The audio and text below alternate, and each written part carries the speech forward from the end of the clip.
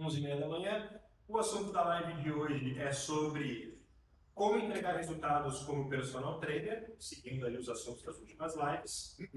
Meu nome é Matheus Morgado, sou especialista em movimento, então performance esportiva e reabilitação principalmente, para quem não me conhece. E eu vou seguir o conteúdo aí das últimas lives, entrando mais na parte de resultados propriamente dito. Como que o personal tem que ver o aluno, tem que analisar e tem que fazer o planejamento para entregar resultados realmente concretos, resultados que sejam comparáveis, né? De uma forma visual, científica, preto no branco, assim, e não aquela coisa empírica de o aluno suou, o aluno está se sentindo melhor. Resultados de a calça está ficando larga, ou a camisa está ficando apertada no braço, resultados de estou perdendo peso, fiz avaliação física e realmente o percentual de gordura baixou, a massa magra subiu, resultado realmente de eu senti a dor e agora eu não sinto mais. Então, essas questões bem específicas mesmo, e que são comprováveis, não uma coisa empírica de tu achar que está entregando um resultado e o aluno achar que ele está dando um resultado, mas sem nenhum tipo de parâmetro comparativo. Então é esse tipo de resultado que eu estou falando aqui.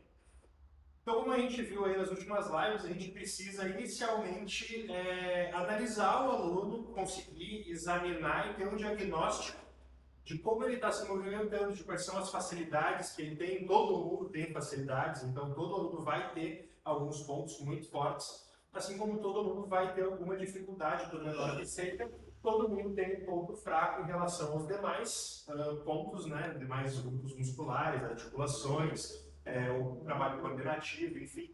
E a gente tem que analisar isso, porque são esses os parâmetros que a gente vai ter que usar profissionalmente como melhora para a gente, de fato, entregar um resultado. Se a gente ficar trabalhando pontos fortes, o aluno vai chegar uma hora que ele não vai conseguir mais progredir. E se a gente só trabalhar os pontos fracos, talvez aqueles pontos fortes regridam ou fiquem empacados ou tenham algumas evoluções que às vezes são necessárias para a gente progredir o nosso trabalho. Então, dentro desses parâmetros, a gente tem alguns pontos principais. Como a gente viu lá na parte de avaliação, a gente tem que identificar os pontos fracos, os pontos fortes, né, facilidade e dificuldades. A gente tem que identificar disfunções, sejam elas patológicas ou neuromusculares, ou por pura e simples falta de repertório motor desenvolvido ao longo do tempo, esses normalmente são os mais fáceis. E a gente vai ter que, dentro dessa análise que a gente fez, traçar um plano de treino que consiga, de fato, preencher as lacunas que estão faltando para o nosso aluno progredir. Sempre que eu falo em progressão, eu estou falando de uma entrega de resultados que seja mais do que satisfatória para o aluno, com um risco de lesão mínimo ou inexistente ao longo do processo, porque o principal ponto para a gente entregar resultado é o nosso aluno, o cliente, o atleta não lesionar. Toda vez que a gente tem dor ou lesão, a gente tem um delay, um atraso ou uma interrupção aí no processo de treinamento, que é o que mais prejudica tanto a gente como profissionais, quanto o aluno como indivíduo que quer melhorar, que quer um resultado, seja ele estético, seja ele performático, seja ele em relação à intervenção de saúde por alguma dor ou patologia. Então, esses são os principais pontos que a gente tem que analisar. Dentro da metodologia que eu utilizo, que é utilizada aqui na Modalidade Barbell Lab, a gente sempre trabalha, primeiro, inicialmente, analisando o aluno. Dentro dessa primeira análise, que às vezes a gente faz de uma forma mais rápida, ou, dependendo se a gente vê algumas disfunções mais preocupantes, a gente aprofunda um pouco mais nessa análise para diagnosticar, de fato, a origem dessa questão que leva à disfunção ou dificuldade, ou dor. E a partir daí a gente começa as prescrições dentro da metodologia. E essas prescrições elas sempre iniciam com a parte de aquecimento. Então a gente até já falou dessa parte de aquecimento algumas vezes, inclusive com participação do Gui Dutra aí, sobre essa parte de aquecimento específico, que não é o aquecimento de ficar na esteira, ou pular corda, ou fazer burpee ou abdominais, e sim uma parte de preparo muscular, articular específico. Então a gente sempre inicia, na maior parte das vezes, com a liberação miofascial. Em seguida, a gente passa para a parte de mobilidade, como eu disse antes, a parte de mobilidade, em geral, acaba tendo um pouco de trabalho de flexibilidade junto pelo movimento da articulação, e é fundamental esse trabalho de mobilidade para a gente começar de fato um aquecimento real de articulações e ativação de líquido sinovial nas cápsulas articulares que a gente vai envolver no treinamento ao longo da sessão. Depois sim, a gente passa para a flexibilidade, que não é um trabalho de alongamento em si, é um atingimento da máxima amplitude daqueles grupos musculares que vão se envolver no treinamento que vai ser feito nessa sessão, para que a gente tenha um movimento mais fluido, com maior amplitude, e a gente não tenha fuga dos padrões ao longo desse processo de treinamento que a gente vai utilizar na sessão, naqueles movimentos que a gente vai utilizar, então, agachamento, supino, enfim, a gente vai fazer um pouco de flexibilidade e mobilidade nos grupos que a gente vai usar. Então, quadril, joelho, tornozelo, ombros, enfim. E, por fim, a gente tem um trabalho de ativação. Esse trabalho de ativação é muito importante, onde a gente normalmente utiliza ou o peso do corpo ou elásticos de uma forma mais isométrica por poucos segundos, para que a gente dê sinais de estímulo e vá ativando a parte de motor, ou seja, o estímulo neural pelo sistema nervoso central até o sistema nervoso periférico e ativação dos motores que vão estimular as contrações musculares, dos grupos musculares específicos. Então, essa parte é muito importante também, porque a gente não vai ter uma fuga do padrão, a gente vai evitar muitas questões de instabilidade e fugas de padrão de movimento com essa ativação que normalmente vai levar, minutos. Esse processo todo que eu estou falando aí pode ser feito entre 5 a 15 minutos aí, dependendo do nível de treinamento e necessidade do aluno. É raro passar disso, a maior parte das vezes é na faixa de 5 a 7, a gente consegue já fazer um trabalho bem interessante aí de pré-ativação e aquecimento bem específico. O próximo ponto que a gente tem que levar em consideração é os pontos que o aluno ou o cliente, no caso, precisa mais que sejam treinados. Normalmente essa é a maior dificuldade que a gente tem como personal, que é quanto mais o aluno precisa daquilo, normalmente, na esmagadora maioria das vezes, significa que é o que ele faz pior e, consequentemente, é o que deixa ele mais frustrado, com mais raiva e gosta menos de fazer. Normalmente é uma das coisas que ele mais precisa para atingir o objetivo dele, porque é o que está atrasando todo o processo. Então, dentro disso, a gente tem que saber ir gerenciando essa progressão aos poucos, para que o aluno não se sinta frustrado no treino. Então, a gente vai mesclando pequenas dificuldades dele com outras coisas que ele treina melhor. Então, por exemplo, o aluno ele é muito forte, por exemplo, para fazer um agachamento, mas ele não tem uma boa coordenação das cadeiras cruzadas, então, por exemplo, o afundo para ele é horrível. Vamos começar fazendo aquecimento com afundo, ao invés de tentar botar barra nas costas e ter que progressar o afundo, por exemplo. A dificuldade vai ser maior. Então, tentar progredir aos poucos um afundo com peso corporal, com diversas variações do mesmo movimento e progredindo aos poucos, em geral, deixa ele feliz e mais confiante para que ele comece o treino melhor. Então, por exemplo, o cara tem dificuldade de fazer um afundo. Faz um afundo por etapas, ao invés de tu querer que ele faça um afundo bonitinho, faz ele ajoelhar, posiciona ele, dá os feedbacks, pressiona o calcanhar lateral do pé, força o joelho para fora, contrai, expande o abdômen, empurra o calcanhar no solo e impulsiona a cabeça para cima. No começo vai ter mais dificuldade, talvez ele balance um pouco, mas aos poucos ele sobe. Faz ele parar em cima, tudo de novo, contrai, expande o abdômen, um passo por vez. E vai progredindo daí, um movimento completo, depois um recuo ou um avanço, vai progredindo aos poucos. Quanto mais tu conseguir compartimentar o movimento, e quanto mais progressões e processos pedagógicos, educativos e didáticos tu tiver, mais fácil vai ser para o aluno conseguir entender, tanto em termos de cognição, porque não é a área deles, se eu pegar um advogado, um arquiteto, ele não entende de movimento. Não é um profissional de educação física, ele não é um atleta.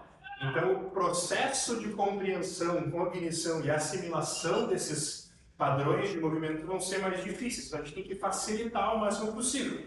Se tu for me dar uma aula de estatística, tu não mastigar para mim e mostrar passo a passo das equações, eu não vou entender. Mesma coisa. Então, quanto mais fácil tu deixar o processo para ele, menos frustrado ele vai ficar e mais rápido vai ser a progressão. E aí depois, uma vez feito isso com um aquecimento, às vezes ele nem se deu conta que aquilo é o que normalmente ele tem dificuldade. Porque ele tem dificuldade é fazer um afundo com a barra nas costas, um afundo, sei lá, um búlgaro com o pé de alas apoiado. Mas é o início de um processo pedagógico que tem direta transmissão para o processo que ele normalmente tem mais dificuldade. Então, às vezes, ele nem percebe o que a gente está fazendo, porque é uma coisa boba, é só com o peso corporal. É fácil. Você costuma falar para os seus alunos que precisa fazer algum tipo de ajuste quando é um ajuste muito grande? Porque o que acontece, que eu percebo, tem aluno que ele, se você virar para ele e falar assim, ó, por enquanto o seu ganho estético vai ser um pouco menor, porque eu preciso ajustar esse padrão, porque senão você vai se lesionar futuramente. Às vezes chegar e falar isso pro aluno, ele não vai querer, ele vai tipo, foda-se, Então. porque por enquanto eu quero ganho estético e eu não quero ajustar nada. Mas é um ajuste que precisa ser feito. Okay. Então, eu não sei se dá para ouvir bem a pergunta, mas a pergunta foi: quando eu pego um aluno novo e ele tem uma dificuldade muito grande com alguma coisa, ele tem alguma disfunção, uma fuga de padrão muito grande, se eu digo para ele, olha, a gente precisa trabalhar esse ponto aqui, porque ele é mais perigoso ou mais lesivo, e enquanto isso aqui não for corrigido, a gente não vai conseguir trabalhar o resto. O teu ganho estético, talvez você melhore a que é estética, por exemplo, o teu ganho estético vai ser menor ou mais lento por um tempo até a gente ajustar. Isso corre o risco do aluno não gostar de ouvir. Então, assim, depende do tipo de aluno, cliente, atleta, enfim, que eu estou atendendo. Se vier para mim, por exemplo, um aluno de reabilitação e for um caso mais grave, cara, eu tenho que dizer isso para ele. Eu vou ter que dizer para ele, cara, olha só, a gente tem aí, tu tá sentindo dor aqui por isso, isso, isso e isso, a gente vai ter que fazer liberação assim, assim, assim, a gente vai ter que trabalhar essa mobilidade que está diferente de um lado para o outro, a gente vai ter que trabalhar ativações específicas, enfim, e enquanto isso não for feito, a gente não pode te deixar fazer outras coisas, porque se tu fizer, vai regredir tudo, ou talvez até agravar o problema, que não vai ficar bom nunca e eu não vou conseguir te entregar o resultado que tu está me pedindo. Então, nesses casos, quando tem um risco real, eu me sinto na obrigação de dizer isso para o aluno. Quando são pequenas disfunções, com pequenos desconfortos, eu já não digo mais nada, eu deixo assim. Por quê? Eu vou tentar fazer ele ficar ali um pouquinho mais na liberação, às vezes quando está com mais dificuldade eu vou dar uma apertada nele e dou aquela ajustada mais rápida manualmente, e vou passando para as ativações e eu tento ir encaixando essas coisas para ele mesmo ver progresso. Tá. E ao longo do progresso que ele mesmo vai experienciando, mesmo que ele não gostasse, ele acaba pensando, tipo, tá, beleza, eu não gosto muito, mas está melhorando. E aí o meu agachamento está melhorando e eu tento mostrar dessa forma para ele. Então, por exemplo, assim, o aluno tem problemas, por exemplo, para fazer o unilateral. O agachamento dele certamente vai estar empacado, por exemplo. Então eu mostro para ele, ó, a gente vai, o objetivo é melhorar o agachamento, a gente precisa trabalhar um pouco mais os laterais porque está com uma pequena diferença dos lados. Ele, mas é que, cara, me dá 2 semanas. E aí eu vou mostrando para ele que de fato aquilo está progredindo, ele está de fato tendo resultado e consequentemente, conforme vai progredindo, ele vai tendo resultado estético também. Então às vezes é um delay de 1, 2, 3 semanas que vale muito a pena para ele ter. Então eu tento mostrar o resultado e o progresso, não a dificuldade. Entendi. Então a gente trabalha com o resultado. Eu sempre tenho uma tendência de trabalhar com o resultado. Inclusive, uma das coisas que eu faço com uma certa frequência é vender o trabalho de personal pelo resultado e não pela aula. Não sei se talvez já tenha presenciado isso, acho que eu fiz recentemente com os alunos aqui da academia. Um aluno que tinha muitas dores, várias disfunções, e aí eu cobrei um valor meio simbólico dele como entrada por um período de 1 mês, que eu vou atender ele algumas vezes na semana, e entregando o resultado ele me paga o restante do dinheiro, não entregando ele não me paga. Legal. Então eu vendo o resultado em si. A mesma coisa a gente faz no planejamento, a gente vende o nosso planejamento com base no resultado que a gente está entregando. Eu não quero fazer isso, me dá a aula de hoje para tu ver como tu vai melhorar, na próxima aula vai estar melhor? E aí a gente entrega o resultado, então a gente faz a liberação. Eu não gosto de fazer liberação, dói. Tá, mas se tu fizer, o teu agachamento vai ficar melhor. É uma aluna que é estética, a gente vai conseguir trabalhar melhor o glúteo, a gente vai conseguir fazer um terra melhor, elevação de quadril melhor, e tu vai desenvolver mais glúteos. Acho que tá me engabelando. Tá, vamos tentar, vou te mostrar como vai melhorar hoje. Aí a gente faz o processo, vai ter uma melhora Outra amiga, realmente, foi um pouco melhor. Então, me dá mais uma aula e a gente vai indo.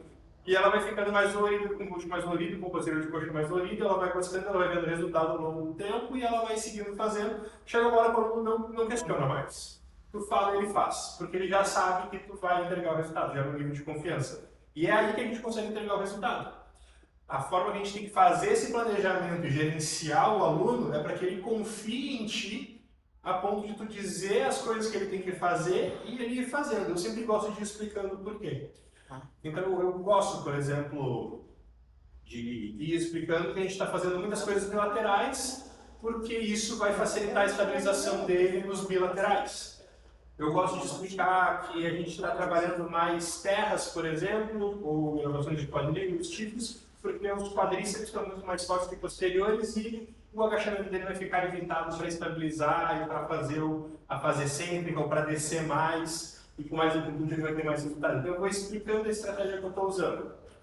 Em geral, funciona muito bem. É raro alguém questionar muito e bater muito de frente com isso. Porque, em geral, eu estou prometendo um resultado, se o cara está me pagando é porque ele já tem uma tendência a confiar em isso. Então, o que a gente nunca pode fazer é perder essa confiança que a gente tem no aluno. Quando a gente não entrega o resultado, a gente causa uma lesão, ou a gente atrasa muito o processo, aí o aluno começa a não ficar muito feliz com a gente. Então, a ideia é sempre entregar o resultado e sempre vender o nosso trabalho com a entrega do resultado. Então, se tu fizer isso, eu vou conseguir te entregar um resultado melhor por isso, isso e isso. Geralmente funciona bem.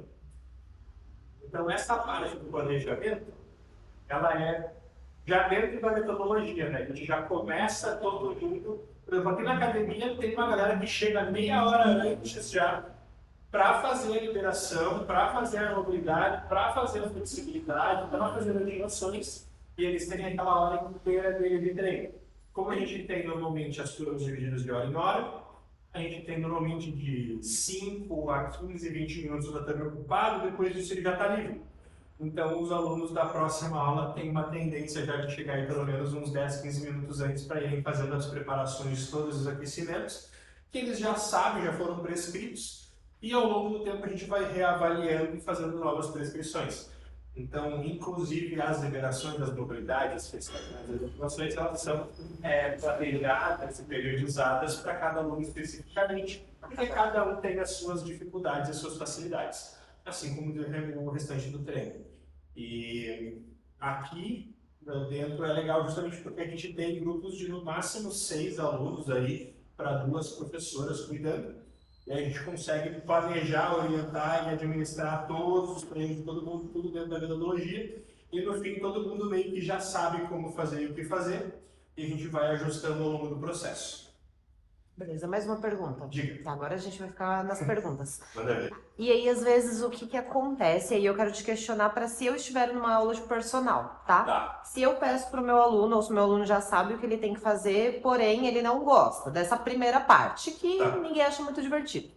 E aí ele chegou antes, fez liberação, mobilidade, as pré-ativações sem mim. E aí, quando eu vou para a aula, a gente vê nitidamente... Exatamente.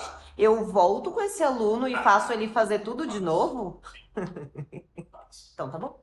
Inclusive, quando são as minhas aulas de personal, o que eu faço? Os meus alunos, eles já sabem quais são, porque eu já acompanho eles e eu já tenho as prescrições que eles têm que fazer. Então, eles já sabem quais são as liberações, mobilidades, flexibilidades, ativações que ele vai ter que fazer no seu treino.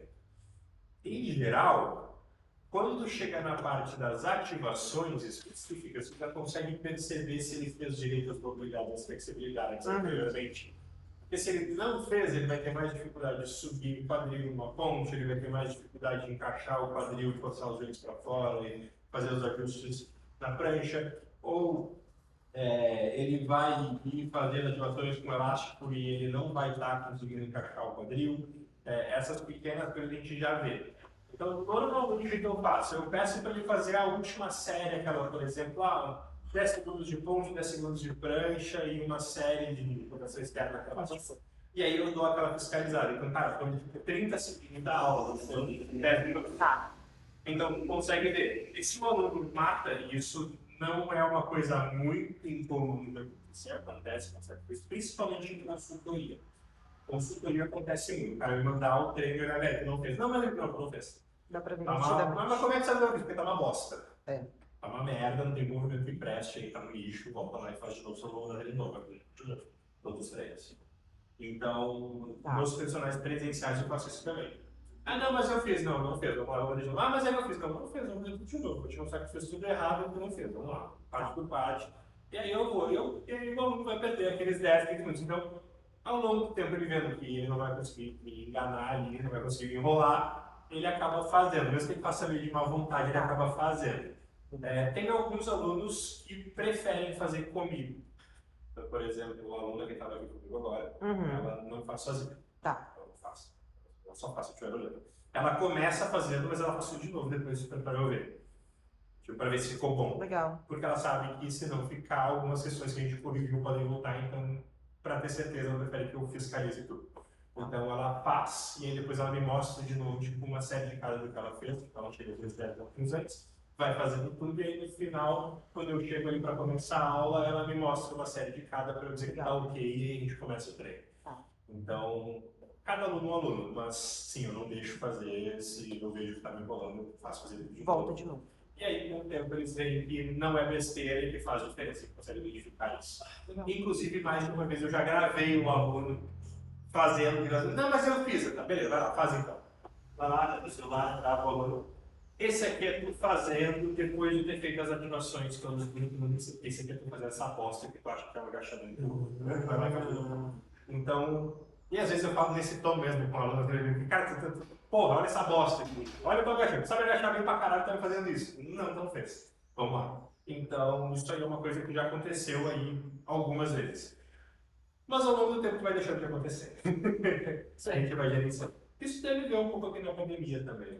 Eu estou falando com a Milena Grande, ela está participando hoje aqui, que a gente mudou para as 11h30 da manhã, ela pode fazer perguntas pertinentes ao assunto. Então, acho que esses são os principais pontos, né? Em termos técnicos, para a gente gerenciar e entregar resultado, aí vai uma infinidade de coisas que a gente vai ter que analisar sessão a sessão, mas em termos gerais, os principais aspectos são saber fazer essas avaliações e saber como ir introduzindo isso no treino do aluno sem entediar o aluno até a morte também. Então, a gente vai fazendo. Os únicos casos que a gente acaba realmente trabalhando com isso, né? Não dá para fazer isso porque a gente precisa fazer isso antes, né? De uma forma mais explícita, assim, e realmente trabalhar mais com a parte da liberação, mobilidade, flexibilidade, as ativações que nos fazem aquelas reabilitações mais... Ela já vem ciente. a pessoa ela já está ciente, ela já está com dor, ela já está com desconforto no dia a dia ou nas práticas dela, e ela não achou uma solução ainda. Então, normalmente esses alunos são aqueles que já passaram pelo físio, pelo médico, não tem nada no exame, já tomou medicação, resolveu por uma semana e voltou, já passou no fisioterapeuta, tem 50% de fisioterapia às vezes, que nem é o caso desse aluno que eu te falei, passou por mais de 50 sessões de fisioterapia com resultado zero, ou então algum tipo de tratamento que faz um tratamento, fica 2 meses sem dor e depois volta pior ainda, e mascarou o problema do seu. O caso desse aluno que você está comentando é que ele até falava, né? E ele ainda me questiona às vezes. Por quê? Mas a terra é normal sentir dor na lombar, porque tem ativação muscular. Não, mas no supino, se eu tô sentindo dor no ombro porque eu tô pegando muito peso. E aí alguns alunos que têm essa cultura da dor, que acha que é normal sentir dor, se você tá sentindo dor durante o exercício porque está treinando muito bem, é difícil pegar eles e estagnar numa carga um pouco mais baixa e ensinar todo o padrão de movimento de novo, porque ele fica frustrado. É desafiador. Mas então, não sei se dá para ver a pergunta, eu vou repetir. A questão que ela me fez... Não precisa, a voz dela Dá para ver? Tá bem? Sim, Tá. ótimo. Então, dentro desse aspecto, o que acontece? Essa questão de fazer terra é normal sentir dor na lombar, fazer agachamento é normal sentir dor no joelho, fazer supino é normal sentir dor nos ombros. Não é normal. Inclusive, nem sempre a dor tardia do treino é algo que a gente deseja, né? Eu vou falar sobre isso depois mais em relação a periodizações, eventualmente. Mas doer não é normal e às vezes a gente, inclusive, não quer que o aluno sinta dor. Porque às vezes isso pode prejudicar outros processos. Por exemplo, o aluno treina 5 vezes na semana, Se ele for fazer um treino de peito, por exemplo, ou de ombro, cara, se ele ficar muito dolorido, vai prejudicar o treino de ombro ou de costas, enfim. Então, às vezes, a gente não quer nem que ele fique dolorido. No máximo, que ele se sinta cansado no dia seguinte ou durante o treino, para no dia depois estar bem. Então, o que eu faço nesses casos? O primeiro ponto é falar, como a gente não adianta nada, o aluno ele tem já aquela cultura do no pain, no gain, se não está doendo no resultado. Então, o que a gente faz? A gente mostra para ele que não é assim que funciona. Como a gente faz isso? Beleza, caso de subida. Todo mundo tem dor no ombro fazer isso. Boa tarde da galera. Então, o que tu faz? Tu vai lá e tira Ou no a cara, cotovelo. tu bota a barra, ou no cotovelo. Bota a barra para o aluno fazer e manda ele fazer. Sentiu algum desconforto? Cara, muitas vezes o aluno já vai dizer que sim. Porque já estava com uma carga maior, ele já está sensível. Ele pega mais o quê? Ajusta ele inteiro. Beleza, então agora é assim, vai botar o calcanhar aqui, vai cortar o joelho para cá, vai contrair aqui, vai ajustar assim, assim, assim. Agora, desce a barra até o peito, agora para no peito. Ajusta aqui, aqui, aqui, aqui, assim, assim, assim. Beleza, agora empurra. Sentiu dor? Não, viu? Não é normal. Agora, para cada 3 repetições que tu fizer o movimento certinho, assim como eu estou te orientando, sem sentir dor, a gente vai aumentar a carga. Estava com quanto peso de cada lado? Ah, 30 quilos de cada lado. Beleza, então uns 80 quilos totais. A gente vai aumentando de 10 em 10 quilos de cada lado, para cada 3 repetições que tu fizer certo, sem dor e sem fuga do padrão, e a gente vai progredindo. Beleza? Normalmente o aluno aceita o desafio, a gente vai fazendo essa progressão e a gente vai chegar na carga que ele de fato consegue movimentar. Normalmente não são aqueles 80 quilos totais. Normalmente é menos. Mas, na maior parte das vezes, o cara diz, cara, com 40 quilos, né, 10 quilos de cada lado, eu já estava sentindo desconforto. Agora eu estou fazendo com 20 quilos de cada lado, né, 60 quilos totais, e eu não estou sentindo tanto. Eu falo em quilos de cada lado, em quiloagem total, porque a gente trabalha muito com powerlifting com carga total, né? E a galera mais do fisiculturismo conta o peso de cada lado, então eu vou nos dois.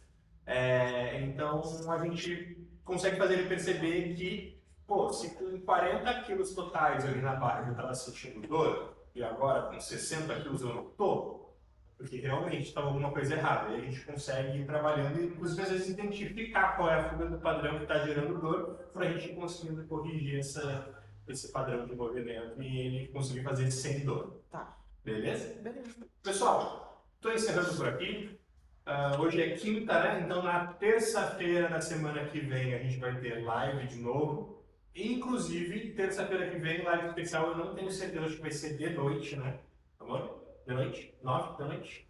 Terça-feira que vem vai ter uma live especial com um convidado aí que vocês já conhecem, gostam bastante. Vai ser às 21 horas. Eu vou anunciar mais aí ao longo do final de semana para vocês, mas já anotem a data aí. Terça-feira, às 21 horas, a gente vai ter uma live especial com convidado, participação especial, para anunciar algumas novidades e alguns conteúdos bem interessantes, beleza? Bom, boa noite. Boa noite não, boa tarde. A gente está de manhã, são 11h da manhã. Falou, pessoal, uma boa tarde para vocês, bom almoço, até mais.